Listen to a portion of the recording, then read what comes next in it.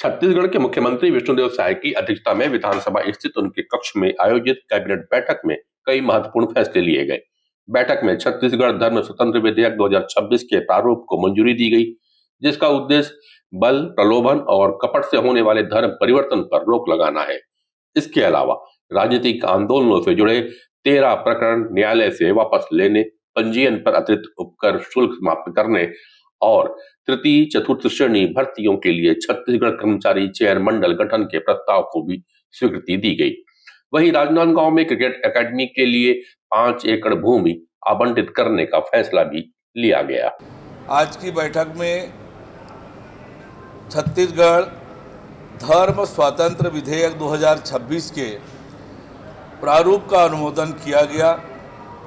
इस विधेयक का उद्देश्य छत्तीसगढ़ राज्य में एक धर्म से दूसरे धर्म में परिवर्तन के लिए बल प्रयोग, प्रलोभन, कपटपूर्ण नीति व साधनों, अनुचित प्रभाव या मिथ्या निरूपण पर प्रभावी ढंग से रोक लगाना है। मंत्रिपरिषद द्वारा विशुद्ध रूप से राजनीतिक आंदोलनों से संबंधित प्रकरणों को न्यायालय से वापस लिए जाने के संबंध में गठित मंत्रिपरिषद की उप समिति द्वारा अनुशंसित 13 प्रकरणों को माननीय न्यायालय से वापस लिए जाने का अनुमोदन किया गया। मंत्रिपरिषद द्वारा अपारंपरिक ऊर्जा स्रोतों पर आधारित संयंत्रों व परियोजनाओं हेतु अनुदान की दरों का निर्धारण किए जाने के प्रस्ताव पर सहमति दी गई।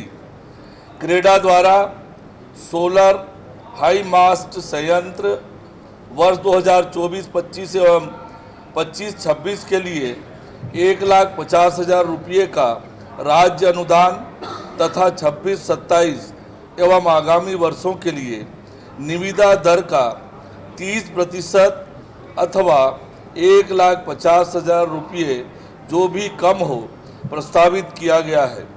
इसी तरह घरेलू बायोमास गैस संयंत्र न्यूनतम 2 से 6 घन मीटर के लिए वर्ष 2024-25 एवं 25-26 में 9,000 रुपये प्रति संयंत्र तथा 26-27 एवं आगामी वर्षों के लिए 9,000 रुपये प्रति संयंत्र सभी क्षमताओं के लिए प्रस्तावित किया गया है।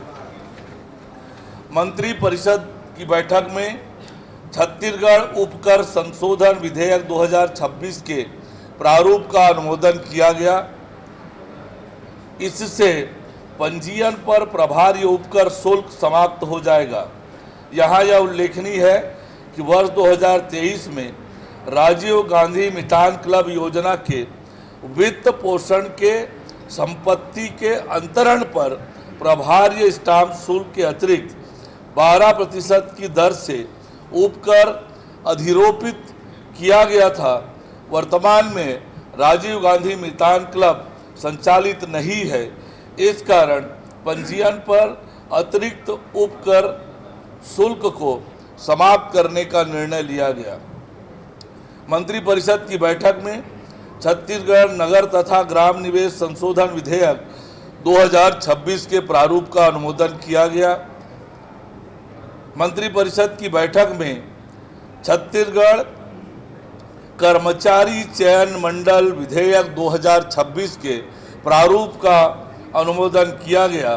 यहाँ यह उल्लेखनीय है कि राज्य शासन के विभिन्न कार्यालयों में तकनीकी और गैर तकनीकी तृतीय तथा चतुर्थ श्रेणी के नियुक्तियों के लिए उम्मीदवारों के चयन और परीक्षा आयोजित करने के लिए छत्तीसगढ़ कर्मचारी चयन मंडल का गठन किया गया है।